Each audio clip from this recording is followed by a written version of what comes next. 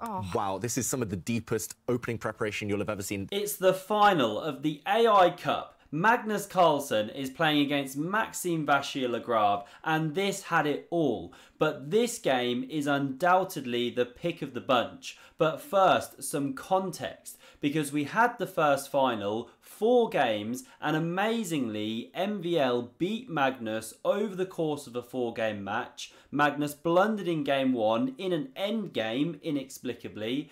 MVL never then let the lead slip, and so it went to a grand final reset. They played 2 games. This was the first. The second was drawn, so I can tell you that the winner of this game wins the whole AI Cup. Now, Magnus was playing with white, and he brings some insane prep, as we're going to see. So he kicks off with d4. MVL goes d5, c4, and now a Queen's Gambit accepted. MVL mixing up his opening repertoire in recent times. We get e4, Magnus going for the sharpest line. He went e3 earlier in the match, and now e5 played. More sharp chess on the board. You don't want to capture. Black can then ruin the castling rights and win back the pawn with a good game. So we see knight f3 played to pressure the centre, cover this pawn, and it gets really sharp now because bishop b4 check is played, knight c3, and now knight f6. So black accepts that this pawn is going to drop, but counterattacks on the e-pawn. However, after Magnus takes on e5, we don't see takes on e4. White actually gets a good game after bishop c4. Now I know there's pressure on c3. It's a whole other tactical line. But what we do see instead is pawn b5. So black holding on to this pawn. Of course, there's no knight takes. It's pinned. Now after f3, when I was looking in the Lee chess database, this appeared to be a new position. I'm not quite sure how much I trust that, but we're in very new territory, and the queen sacrifice coming is maybe the first time it's ever been played. But both players blitzing. We see castles. a3 puts a question to this bishop. MVL drops back. Now we see bishop e3, very natural, covering the centre, and now MVL plays a move that looks impossible. He pushes with pawn to c5, giving Magnus a pawn, which Magnus takes. It's now a protected passed pawn. What on earth is the idea of this? Well, queen e8 is the only move to keep black with a rough equality, and this knight is actually perilously short of squares. The only safe square to retreat to is on g4, but then you can smash the pawn structure and the e4 pawn drops. The knight is of course pinned. E-file open, terrible for white. So because the knight can't retreat, because f4 is also no good due to the weakness of the e4 pawn, that's why Magnus goes queen d6. But that queen is on a precarious square. You know, if you could ever chase that queen away with a knight or rook or bishop c7, then simply the knight on e5 is dropping, and it's still not got no good retreat. So this is what MVL now starts to set up with bishop e6. He's clearing this square for the queen to then go bishop c7. Magnus plays the absolute sharpest move. Castles queenside. Bishop e2 was also possible there. The whole position just exploding into this dynamic action, right? Bishop c7 is coming, and now completely in keeping with the theme of the position, Magnus takes on b5, temporarily covers the c7 square, but after a6, the knight's getting booted out of there. Bishop c7 is coming, and this is where all hell breaks loose on the board, but they're blitzing. It's prep, it's theory. This is true AI Cup preparation using the AI they've got at home, right? So Magnus takes on e6, MVL takes here. Both players started with 15 minutes, they're now over 15 minutes. Rook takes, now pawn takes knight.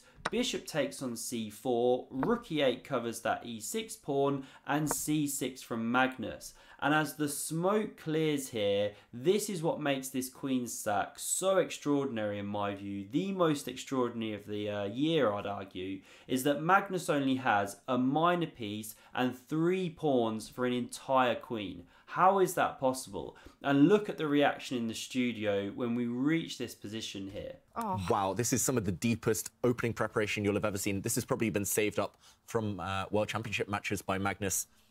This is how seriously he's taking it. This is how badly he wants to win. So what an incredible battle we've now got on our hands. Now this pawn is almost worth a piece because it's completely cramping this knight. And MVL now goes for a line where he just gives the piece back for the pawn. And it did get me wondering, you know, what if you go say a5, preparing to develop that knight? Well, white carries on developing, knight a6, you can plant this bishop on a good square, the queen can attack it. Okay, now the knight defends it, and you don't want to take the knight and remove the defender of the bishop because pawn captures, hitting rook, going through. So the lines go on, and basically when you click, there's so many lines like this where it gives it a rougher quality, you know, difficult for black to break out. White can't necessarily make inroads either unless black makes a mistake. But what we see in the game is rook e7. And now after bishop b6, preparing to win the queen with rook d8 check, the knight now blocks, the piece is given back, and this knight recaptures. Now 2 minor pieces are attacked by that knight. The knight on e5, the bishop on b6. But you have to be careful. If you go ahead and start liquidating, you've just left the defense of the bishop when the knight left e5. So you can take with check, the king moves, and actually black picks up the initiative here. The key thing to understand is these pieces do not have solid outposts, they're loose, so there's too many tactics, too many problems for white. So that's why Magnus plays knight c6, the only move to keep him with a rough balance. The rook is hit, and actually the top move here is king h8, another fascinating idea. The point being you can then take yes, but you don't take with check, so then black can take this one behind with check and so on and so forth, better for black. But MVL drops back the rook, very natural move, coming away from that attack. Magnus now drops this bishop, which is attacked, back into e3. Now queen c7, hitting the loose rook. Looks tempting to take here, but actually as things start liquidating, once again you've got problems defending the knight, problems down the c-file with your exposed king. So Magnus just defends his rook, the knight on d7 is now pressured, it drops back to f8, covering this e6 pawn, and finally king b1 is played. Ben Feingold would be proud. It comes off this deadly file here, and MVL takes a timeout to do the same thing with his. And now Magnus carries on attacking. Bishop b3, also a good move, just taking care of that loose piece. You can nudge your rook up, start defending another piece. But Magnus goes for pawn h4, he's going after the black king. We see h6, g4 played, so Maxime swings to f7. Both players just playing superbly well. Not necessarily their best ever chess, but really top stuff in the circumstances of this wild position. Knight e5 now played, covers the f3 pawn, hits the queen. We see queen f6, hits the knight on e5, hits the pawn on h4, so there's no time for g5, you know, or the knight drops. f4 is possible, but Magnus goes for bishop d4, centralizing one of these snipers, pointing at the king, but it does drop this pawn on the h-file. However, that queen could be badly placed. It's on the checking zone with the king. Imagine landing a knight g6. So how do we distract that one? Well, bang, Magnus crashes through, best move, and by getting rid of that pawn, he suddenly frees up 2 outposts on d5 and f5 for his minor pieces. And this is so crucial to his winning attempt here. Create outposts for those pieces so they're not tactical vulnerabilities.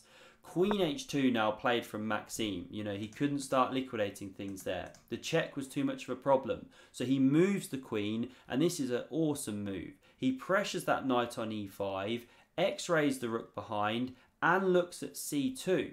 So Magnus, he goes bishop d5, also a brilliant move, eyeing the rook in the corner. Now there's two great moves possible. Rook ac8 looks most logical, but MVL goes king h7. It's actually the top move just above rook ac8. Both were good. And now Magnus probably should take this rook, but he just didn't want to part with these deadly snipers in the middle of the board. Understandable, but actually after rook recaptures, at least now he can go bishop c3 and you've got an outpost for this one. It's solid, the rooks are connected, the knight's defended, it's defending the pawn. You know, he can try and keep a lid on things. But what we see in the game is pawn g5. Magnus trying to rip open the black king. Very understandable, but the eval bar reacts on the left hand side there. It is a mistake, because now the rook saves itself and there's a double threat here. Queen c2 check, winning the loose rook, and there's a threat for rook takes here, bishop recaptures, queen takes, you know, winning 2 minors for the rook. And don't forget, Magnus is not on an equal footing with material here. It's all about initiative and coordination, right? So how does he deal with both of these threats? Well, rook c6 is the best move, because you block the c file, of course, but also there's no time to take here, or your rook drops here at the end of the line. So rook takes on c6 is played, the knight recaptures, and now MVL snaps off this pawn. h5 technically best according to the engine to keep the h file closed, but he takes on g5, and now different moves for Magnus. He's slightly worse here according to the engine. You can go bishop c3, stuff like that, but he goes bishop f7 looking for the active move, hitting the undefended rook and boxing in the black king. So this rook slides away to the c file, hitting the knight, and it's so hard to keep a lid on everything. You know, the top engine move is bishop d5, but such a hard way to play when you've just left that square. And now if black tries queen g2, attacking this pawn, you can sneak in e5, cover it like that, game goes on. But what we see in the game is bishop e5. So Magnus picks up a tempo on the queen. It's obviously supported by the knight. No time to take the knight. You've got to do something about the queen. And so it slides to g2. And the queen does have to stay connected with this key square. Because if Magnus can land rook h1 check, the king is toast. That's actually going to be mate because of this amazing bishop. So knight d4 is now played by Magnus. He covers this f3 pawn since MVL attacked it. Obviously saves that knight as well. But a great move now from MVL. He goes g4 and he's ripping open these pawns after Magnus captures. And they are of course the key to the piece coordination, using them as outposts. Now the computer wants to start with knight d7 here. Pressure this unprotected bishop. MVL goes queen takes on e4 check. That's why you see a reaction in the eval bar there. But still a great move. King a2 played. Looks exposed, but the bishop always covers this diagonal. And now rook d8 pressures that knight. There was still no time to take the bishop, by the way, because you have to stay on this square.